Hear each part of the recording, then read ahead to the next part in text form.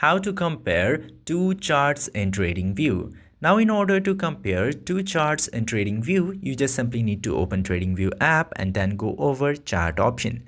Now, after going into the chart option, you will see these three dots at the bottom side. Just simply tap to three dots and then select compare under tools option.